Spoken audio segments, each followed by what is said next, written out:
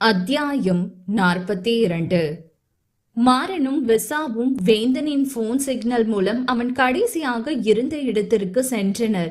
அங்கே அவர்களுக்கு ஒரு பெரிய அதிர்ச்சி காத்திருந்தது. நேற்று இரவு நடந்த பெரிய ஆக்சிடென்டில் அங்கு ஒரு காரும் பைக்கும் மோதி நசுங்கி கிடந்தது. அதிலும் அவர்கள் இன்னும் அதிர்ச்சி அடையும் இன்னொரு விஷயமும் காத்திருந்தது. அங்கு ஆக்சிடென்ட் ஆகியிருந்த பைக் வேந்தனின் பைக்கே தான். மாறன் பக்கத்திலிருந்து டீ கடை அருகில் சென்றான். அண்ணே, இந்த ஆக்சிடென்ட் என்றவனுக்கு வார்த்தை கூட வரவில்லை. அப்படி மட்டும் இருக்கக்கூடாது, அது மாமாவா இருக்கக்கூடாது என்று கடவுளிடம் 1000 வேண்டுதல் வைத்தான். ஆக்சிடென்ட் எப்படி ஆச்சு என்றான் நடுங்கிய குரலுடன். அதை ஏன் தம்பி கேக்குற? அந்த வண்டிக்காரனும் காரும் நேருக்கு நேருக்கு இடிச்சிருச்சு தம்பி. பாவம், அந்த கார்ல 3 பேரும் அந்த பைக் தம்பிக்கும் சரியான அடி. அதே அந்த கார்ல இருந்த ஒரு குழந்தைக்கும் அந்த பைக் ஓட்டிட்டு வந்த தம்பிக்கும் தான் ரொம்ப அடி. பொழைக்கிறது கூட கஷ்டம். ஹாஸ்பிட்டலுக்கு கூட்டிட்டு போயிட்டாங்க தம்பி. ரொம்ப கஷ்டமா இருந்துச்சுப்பா. பாவம், சின்ன வயசுக்காரங்க, போய் சேர வேண்டிய வயசா என்று சங்கடத்துடன் சொன்னார் அவர். அவ்வளவுதான். அதை கேட்டு மாறனும் விசாவும் உடைந்து விட்டனர். மொத்த நம்பிக்கையும் வற்றி விட்டது. இருவரும் பதறிக்கொண்டு அங்கிருந்து கிளம்பினார்கள். அங்கிருந்து கிளம்பும் போதே மித்துவுக்கு அழைப்பு விடுத்தான் மாறன். அக்கா என்று அழுகையை கடினப்பட்டு அடக்கினான். வேந்தன் கிடைத்து விட்டார் போலும். அதுக்குதான் மாறன் அழைத்திருப்பான் என்ற இன்ப மகிழ்ச்சியில் ஆர்வமாக எதிர்பார்த்தாள் மித்து. சொல்லுமாரா, வேந்தன் எங்க? அவருக்கு ஒண்ணு இல்ல தானே? அவர்கிட்ட போன கொடுடா பிளீஸ், நான் பேசணும், கொடுமாரா என்று மித்துவோ மூச்சு விடாமல் பேசினாள். அக்கா, மாமாக்கு என்றவனால் அடுத்த வார்த்தை பேச முடியவில்லை. தன்னாலே தாங்க முடியவில்லையே. அவள் எப்படி தாங்குவாள்? விருப்பம் இல்லாமல் கரம் பிடித்தவனாய் இருந்தாலும் கணவனாயிற்றே, வேறு வழி இல்லை, கூறிதான் ஆக வேண்டும் என எண்ணியவன் அந்த விஷயத்தை சொன்னான். கா, மாமாக்கு மரா என்ன? மாறா, ஏன் ஒரு மாதிரி பேசுற? மாமாவுக்கு என்ன? மாமா அவர் உன் பக்கத்துல தானே இருக்காரு. பிளீஸ் மாறா, நீ வேந்தன் கிட்ட போன கொடு. ஏன் என்கிட்ட சொல்லாம போனாருன்னு நான் சண்டை போடணும். அக்கா பிளீஸ், ஹாஸ்பிட்டலுக்கு வா என்றவனால் அதற்கு மேல் சொல்ல திறனில்லை. ஏன், எதுக்கு மாறா? மாறா, என்ன ஆச்சு? என்கிட்ட எதையாவது மறைக்கிறியா? சொல்லுடா, உன்னதான் கேக்குறேன். வேந்தன் எங்கடா? அக்கா, நம்ம மாமாக்கு ஆக்சிடென்ட் ஆயிடுச்சு, ரொம்ப சீரியஸா என்றவன் முடிப்பதற்குள் அவளின் போன் கீழே விழுந்து நொறுங்கி இருந்தது. அவளால் நிதானமாக இருக்க முடியவில்லை. ஏன் எனக்கு மட்டும் இப்படி நடக்குது? நான் ஆசைப்பட்ட யாருமே என் கூட இருக்க மாட்டாங்களா? என்ன இது என் சாபமா? வேந்தன் பிளீஸ் என்கிட்ட வந்துருங்க. பிளீஸ், நீங்க எனக்கு வேணும், நீங்க எனக்கு வேணும் என்று தலையில் அடித்தபடி புலம்பினாள். அவளை புன்னகையுடன் பார்த்து காட்சி அளிக்கும் பேச்சு அம்மனை கண்டாள். உன் சன்னதிக்கு தாலி பிச்சு கேட்டு வந்திருக்கேன். என்னை ஏமாத்திராது தாயே. என் வேந்தனுக்கு எதுவுமே ஆகக்கூடாது. அப்படி இல்லைன்னா உன் கண்ணு முன்னாடியே ஏன் உசுரும் பிரியும். அடி பைத்தியக்காரி, வார்த்தைக்கு வார்த்தை ஏன் வேந்தன் ஏன் வேந்தன் என்று உளறுகிறாயே. அவனை தானே எனக்கு நீ என்ன உறவென்று கேட்டாய். இப்பொழுது புரிகிறதா அவன் உனக்கு யார் என்று? இங்கு காரணம் என்று எந்த நிகழ்வும் நிகழ்வதில்லை. போ மகளே. விதி வலியது என்பது போல் அம்மன் அவளை பார்த்து சிரித்தது. ஆட்டோவில் சென்று கொண்டிருந்த மித்தவிற்கு நினைவெல்லாம் அவனே ஆட்சி புரிந்திருந்தான். விலக நினைத்த மனம் எப்பொழுது விரும்ப ஆரம்பித்தது? கனவல்ல வேந்தனே, இது நிஜமே. இந்த நொடி கனவாய் மறையாதோ? கண்ணீர் காணல் நீராய் கரையாதோ? ஏங்கியிருப்பேன் உன் புன்னகைக்கு, காத்திருப்பேன் உன் காதலுக்கு. முதல் நாள் அவனை கண்ட நொடி முதல் நேற்று அவனின் கடைசி வார்த்தை வரை அவளை இம்சித்தது. உங்க அன்பு, அரவணைப்பு, கண்டிப்பு, காதல், ஊடல் எல்லாமே எனக்கு மட்டுமே வேணும்னு தோணுது கண்மணி என்றவனின் வார்த்தைகள் அவளை இம்சித்தது. தலையை பிடித்தபடி ஆட்டோ என்றும் பாராமல் கதறி அழுதாள். அவளின் நிலை கண்டு ஆட்டோ ஓட்டுநர் கூட வருத்தம் கொண்டார். எம்மாடி, அழுகாதம்மா. உனக்கு ரொம்ப முக்கியமானவங்களுக்கு என்னமோ ஆயிடுச்சுன்னு புரியுது. கவலைப்படாதம்மா, அவங்களுக்கு ஒன்னும் ஆகாது. ஒன்னும் பயப்படாத, கடவுள் இருக்காரு, தைரியமா இருமா என அவரால் முடிந்த ஆறுதலை சொன்னார். ஏனோ அவரின் வார்த்தைகள் அவளுக்கு அந்த கடவுளின் வார்த்தை போன்றுதான் தோன்றியது. அவர் ஆட்டோவை அந்த ஹாஸ்பிட்டல் முன் நிறுத்தினார். எம்மாடி, ஒரு நிமிஷம் என் கூட வா என்று மித்துவை அங்கிருந்த பிள்ளையார் முன்பு அழைத்து சென்றார். சாமி கும்பிடுமா என்றார்.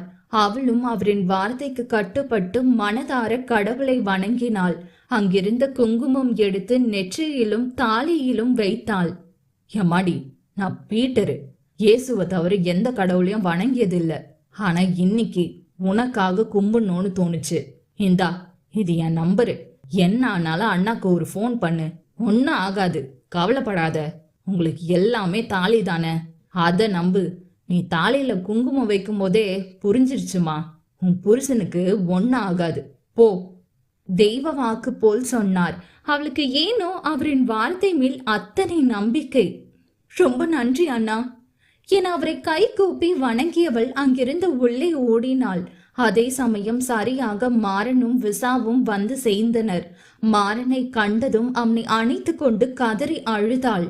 மாறா, அவருக்கு ஒன்னும் ஆகியிருக்காதுல, வேந்தன் நல்லா தானே இருப்பாரு என கதறினாள். அக்கா அழுகாத, மாமாக்கு எதுவும் ஆகாது, அவர் நல்லாதான் இருப்பாரு, வா உள்ள போவோம் என மூவரும் உள்ளே சென்று ரிசப்ஷனில் விசாரித்தனர்.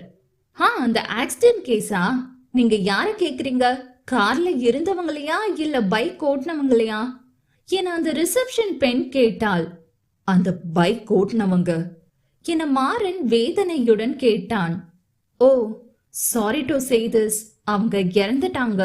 பாடி மார்ச்சரியில இருக்கும், போய் பாருங்க என அந்த பெண் சொன்னதை கேட்டு மித்துவின் உலகமே ஒரு நொடி நின்றது போல் இருந்தது. இல்ல, நீங்க போய் சொல்றீங்க, அவருக்கு ஒன்னும் ஆகியிருக்காது, என் வேந்தனுக்கு ஒன்னும் ஆகியிருக்காது, என் வேந்தன் என்றபடியே மயங்கி சரிந்தாள் மித்து. அத்தியாயம் 43. வேந்தன் என்றபடி மயங்கி சரிந்தாள் மித்து. நினைவெல்லாம் அவனிடம்தான் இருந்தது. மயங்கி சரிந்தவளை கையில் ஏந்தினான் மாறன். அக்கா, அக்கா என் அவள் முகத்தில் தண்ணீர் தெளித்து எழுப்பியவனுக்கு அவளை எப்படி தேற்றுவது என்றே புரியவில்லை. ஏதோ பித்து பிடித்தவள் போல் அமர்ந்திருந்தாள் மித்து. அக்கா வா, போய் மாச்சூரியில பாப்போம் என மெல்ல அழைத்தான். அவளிடம் எந்த அசைவும் இல்லை. எங்கோ வெறித்து பார்த்தபடி அமர்ந்திருந்தாள். அவளை கண்டு இருவருக்கும் பயமாக இருந்தது. அக்கா பிளீஸ், மாமாவா இருக்குமான்னு பார்த்துட்டு வரலாம். இல்ல இல்ல, அது வேந்தன் இல்ல, என் வேந்தனுக்கு ஒன்னும் ஆகியிருக்காது, அது வேந்தன் இல்ல என இவள் அதையே திரும்ப திரும்ப சொன்னாள். இருவருக்கும் அவளிடம் என்ன சொல்வதென்றே தெரியவில்லை. இருவரும் கண்கள் கலங்கியபடி அவளை விட்டு நகர்ந்து மார்ச்சரி நோக்கி சென்றனர். அது வேந்தன் இல்லை என்று அவர்களிடம் சொல்லிவிட்டாள். ஆனால் உள்ளே ஒவ்வொரு நிமிடமும் பயத்தில் இதயம் பன்மடங்கு துடித்துக் கொண்டிருந்தது. ஒருவேளை அது வேந்தன் என்று சொல்லிவிடுவார்களோ என அத்தனை பயம் அவளுக்குள். உள்ளே சென்ற மாறனும் விசாவும் கண்கள் கலங்கியபடி வெளியே வந்தனர். அவர்கள் நிலை கண்டு இவ்வளவு நேரம் அவளிடம் இருந்த தைரியமும் ஏனோ வடிந்து விட்டது. இல்ல, அவங்க அது வேந்தன்னு சொல்லிடக்கூடாது, அது வேந்தன் தான்னு சொல்லிடக்கூடாது என கண்களில் கண்ணீர் கரை புரண்டு ஓட காதை இறுக்கமாக மூடிக்கொண்டாள் பயத்தில்.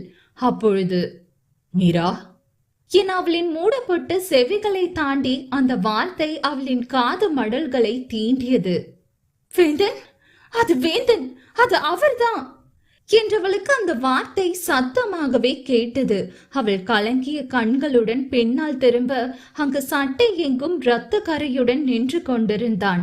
இரண்டு கைகளையும் விரித்து வைத்தபடி வா என்பது போல் கண் காட்டினான்.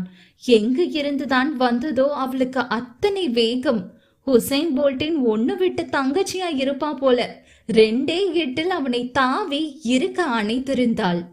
எங்கே இது கனவாக இருந்து விடுமோ என்று எண்ணினாலோ என்னவோ, உன்னை விட மாட்டேன் என்பது போல் அத்தனை இறுக்கமாய் அணைத்திருந்தாள் அவனை. அவளின் கதறலில் அங்கிருந்த அனைவரும் ஒரு நிமிடம் நின்றுதான் பார்த்துவிட்டு சென்றனர். அத்தனை கதறல். இது ஏக்கமா, காதலா, கணவன் என்ற எண்ணமா என்று அவளுக்கே தெரியாது. கேட்டாலும் பயப்புள்ள சொல்லாது. நேரங்கள் கடந்தாலும் அவள் விசம்பல் மட்டும் நீங்கவில்லை. அவளின் பிடியும் தளரவில்லை. வேந்தன் அவளின் முதுகினை ஆறுதலாக தட்டி கொடுத்தபடி இருந்தான். கண்மணி, எனக்கு ஒன்னும் இல்ல, நான் நல்லாதான் இருக்கேன் கண்மணி என்று ஆறுதல் சொன்னான். சற்று நேரத்திற்கு முன் மார்ச்சுரிக்குள் சென்ற விசாவும் மாறனும் அது வேந்தனா மட்டும் இருக்கக்கூடாது என்று வேண்டியபடிதான் உள்ளே சென்றனர். அங்கு முகம் மூடப்பட்டு ஒரு பாடி இருந்தது. அது வேந்தனாக மட்டும் இருக்கக்கூடாது என்று எண்ணியபடியே கைகள் நடுங்க அந்த துணியை திறந்தவர்களுக்கு அப்படி ஒரு நிம்மதி. ஆனாலும் அங்கு இருந்தவரை எண்ணியும் கவலை இருவர் முகத்திலும். எப்படியும் ஒரு 40 வயதுதான் இருக்கும். அதற்குள்ளே இப்படி ஒரு சாவா என எண்ணியபடி அவர்கள் வெளியே வந்தனர். எத்தனை நேரம் அழுதாலோ அவனை விட்டு விலகியவளுக்கு அது மருத்துவமனை என்ற எண்ணமெல்லாம் மறந்து விட்டது போலும். அவனை விட்டு விலகி நின்றவள் வேந்தனை பார்த்தாள். அவனும் அவளை தான் பார்த்து கொண்டு நின்றான். உங்களுக்கு எதுவும் இல்லைல்ல என்று திக்கி திணறி கேட்டு விட்டாள். அவன் சிரித்தபடியே இல்லை என தலையாட்டினான். அவ்வளவுதான். விட்டால் ஒரு அறை அவன் கன்னத்தில். அவன் அசரவில்லை. மறுபடியும் சிரித்தபடியே அவளை பார்த்தான். மீண்டும் விட்டால் ஒரு அறை இன்னொரு கன்னத்தில். ஏண்டா, ஏன் எவ்வளவு பயந்துட்டேன் தெரியுமா? கொஞ்ச நேரத்துல செத்துட்டேன்டா. ஒரு போன் பண்ணி சொல்ல உனக்கு என்னடா கஷ்டம்? என அழிய விட்டு பாக்குறியா என்றவள் அவனின் சட்டையை பிடித்து உலுக்கினாள். அவன் எதுவும் செய்யவில்லை. இமைக்காமல் அவளைதான் பார்த்து கொண்டு நின்றான். அவனுக்கு புரிந்தது அவளின் நிலை. இந்த நொடி அவனை விட சந்தோஷமாக இருந்துவிட முடியாது என்று எண்ணினான் போலும். கண்மணி, நீங்க எனக்காக அழுகிறீங்களா என்றவனின் வார்த்தையில் அத்தனை ஏக்கம். எனக்காகவும் கதறி அழுக ஒரு உயிர் இருக்கிறது என்று அவனுக்குள் ஒரு புதுவித சந்தோஷம். அவன் கேள்வியில் என்ன நினைத்தாலோ ஒரே தாவில் அவனை மீண்டும் இறுக அணைத்திருந்தாள். அவன் முகம் எங்கும் முத்தமழை பொழிந்து விட்டாள். ஆனால் அங்கு இருப்பவர்கள்தான் இருவரையும் ஏதோ வினோத ஜந்து போல் பார்த்து சென்றனர். மா, முடியலையே, வலிக்குதே என ஒரு நிறை மாத கர்ப்பிணியை அவசரமாக கூட்டிக் கொண்டு சென்றனர். கதறி கொண்டிருந்த அந்த பெண்மணி கூட ஒரு நிமிடம் இருவரையும் ஆவென வாயை பிளந்து பார்த்துவிட்டு மீண்டும் மா, வலிக்குது என கத்த துவங்கினாள். ஆனால் அதையெல்லாம் கவனிக்கும் மனநிலையில் இருவரும் இல்லை. அவர்கள்தான் ஏதோ வேறு பிரபஞ்சத்தில் இருப்பது போல காதல் மழையில் நனைந்து கொண்டிருந்தனர். கண்மணி, போதும், ரொம்ப அழுதுட்டீங்க போல. பாருங்க, கண் எப்படி சிவந்து வீங்கி போயிருக்குன்னு. போதும்டா, அழுகாதீங்க என அவளின் கண்களை அழுத்தி துடைத்து விட்டான். சாப்பிட்டீங்களா என்றான் அக்கறையாக. அவள் எதுவும் பேசவில்லை. அட, உங்களை தான் கேக்குறேன். மாறனும் விசாவும் அவன் அருகில் வந்து அவனை இறுக்க கட்டி கொண்டார்கள். ரொம்ப பயந்துட்டோம் மாமா. ஆமாண்டா மாப்பி, ஒரு போன் பண்ணி சொல்லி இருக்கலாம்ல. பாவண்டா, மித்துதான் ரொம்பவே பயந்துட்டா என்றான் விசா. வேந்தனின் பார்வை இப்பொழுது மித்துவை தழுவி நின்றது. அவள் வேறு புறம் பார்வையை மாற்றி விட்டாள். சரி மாப்பி, மத்தது பத்தி அப்புறம் பேசிக்கலாம். இப்ப போய் நாங்க சாப்பாடு வாங்கிட்டு வரோம். மித்து நேத்துல இருந்து இன்னும் சாப்பிடல என விசாவும் மாறனும் சாப்பாடு வாங்க சென்றனர். வேந்தன் மித்து அருகில் சென்றான். கண்மணி என அழைத்தான். அவள் மெல்ல கலங்கிய விழிகளுடன் அவனை நிமிர்ந்து பார்த்தாள். ரொம்ப தேங்க்ஸ். எனக்காக ஒருத்தங்க உண்மையா, அதுவும் இவ்வளவு அழுகிறத முதல் முறை பாக்குறேன். ரொம்ப சந்தோஷமா இருக்கேன் கண்மணி. எனக்கு உண்மையாவே ஏதாவது ஆகியிருந்தா என்ன பண்ணிருப்ப என்று அவன் முழுவதும் கேட்டு முடிப்பதற்குள் அவனின் வாயை மூடி இருந்தாள். அப்படி சொல்லாதீங்க வேந்தன், உங்களுக்கு ஏதாவது ஆகியிருந்தா நான் செத்துருப்பேன் என்றவளின் கண்களிலிருந்து கண்ணீர் மழை துளி போல் இப்பவோ அப்பவோ என தேங்கி நின்றது. இவ்வளவு நேரம் இருந்த அவனின் புன்னகையுடன் இப்பொழுது கண்ணீரும் இணைந்தது. கலங்கிய விழிகளுடன் அடுத்த நொடி அவளை இறுக்கி அணைத்திருந்தான் வேந்தன். உன்னை விட்டு அவ்வளவு சீக்கிரம் போக மாட்டேன் கண்மணி என அவளின் நெற்றியில் அழுத்தி இதழ் பதித்தான். அத்தியாயம் 44. இந்த ஆக்சிடென்ட் எப்படி ஆச்சு? உங்க மேல எப்படி இவ்ளோ ரத்தம்? எனக்கு ஒண்ணுமே புரியல வேந்தன். என்னதான் நடந்துச்சு என அவன் அணைப்பில் இருந்தபடியே கேட்டாள் மித்து. அவளை மெல்ல விலக்கியவன், சொல்றேன், அதுக்கு முன்னாடி நீ சாப்பிடு, அப்புறம் சொல்றேன் என விசா வாங்கி வந்த உணவை அவள் முன்னே வைத்தான். இல்ல வேந்தன், நீங்க முதல்ல சாப்பிடுங்க என அந்த உணவை அவன் முன் நகர்த்தி வைத்தாள்.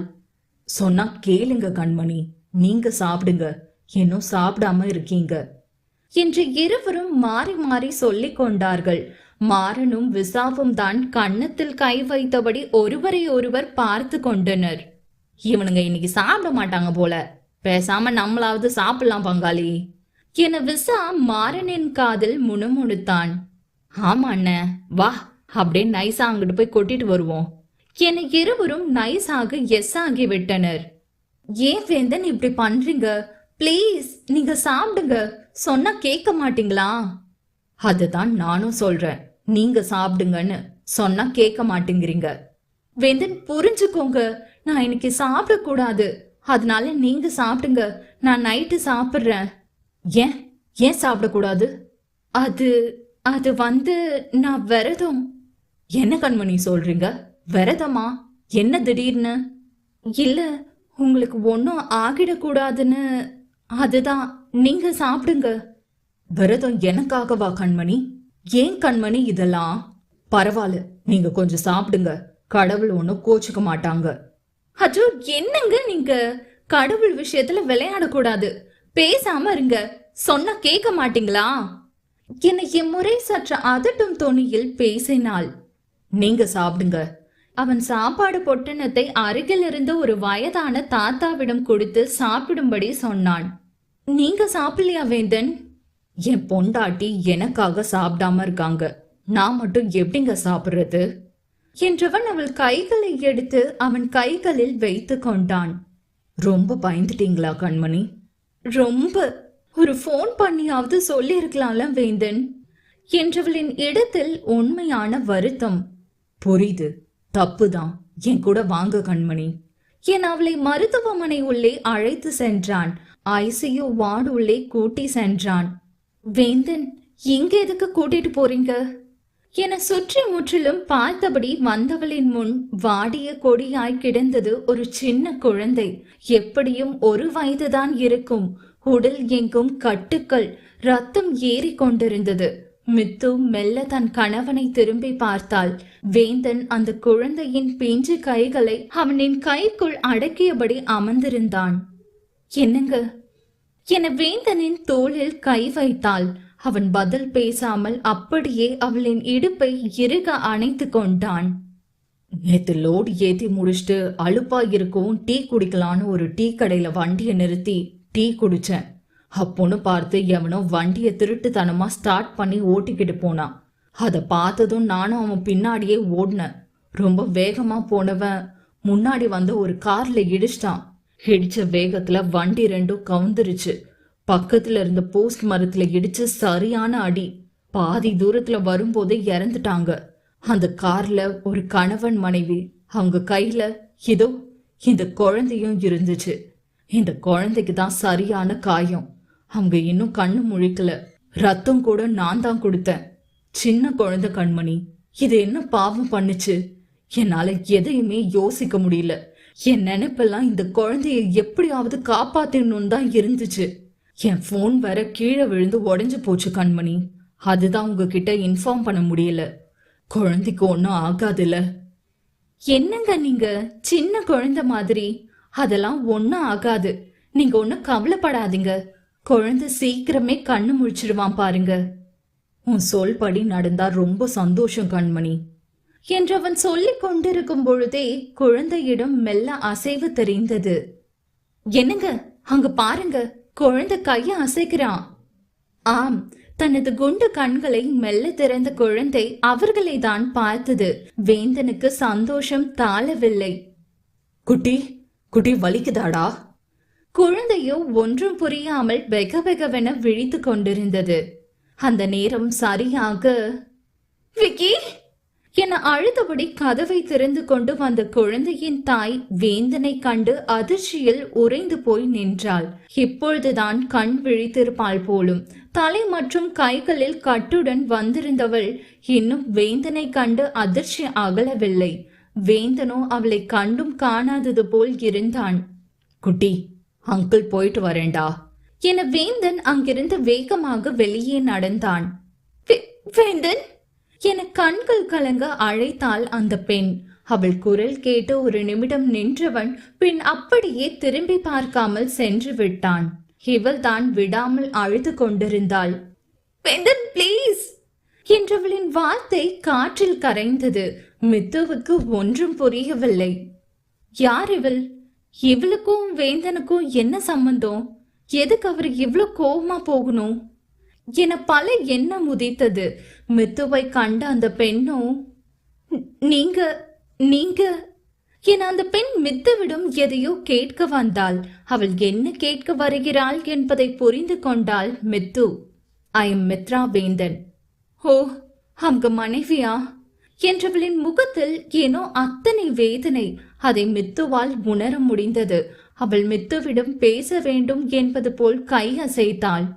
சாரி, என் ஹஸ்பண்ட் வெயிட் பண்ணுவாங்க. இப்ப நான் போகணும். குழந்தைய பத்திரமா பாத்துக்கோங்க. நீங்களும் ஹெல்த் பாத்துக்கோங்க என்றபடி வேகமாக வேந்தனின் பின்னே ஓடினாள். மித்துவுக்கு புரிந்தது அவள் ஏதோ கூற வருகிறாள் என்று. ஆனால் வேந்தன் அவள் முகத்தை கூட காண பிடிக்காமல் செல்கிறான். நிச்சயம் ஏதோ சரியில்லை என்று அவளுக்கு புரிந்தது. அவளுடன் பேசினால் வேந்தனுக்கு தான் சங்கடமாக இருக்கும் என்று எண்ணியதால் தான் போக வேண்டும் என கிளம்பி விட்டாள். அங்கிருந்து வந்த வேந்தன் வண்டியில் அமர்ந்திருந்தான். விசாவும் மாறனும் பின்னே அமர்ந்திருந்தனர். மித்து முன்னே அமர்ந்ததும் வண்டி கம்பம் நோக்கி விரைந்தது. போகும் வழி எங்கும் மித்துவுக்கு ஒரே சிந்தனைதான். அவள் யார்?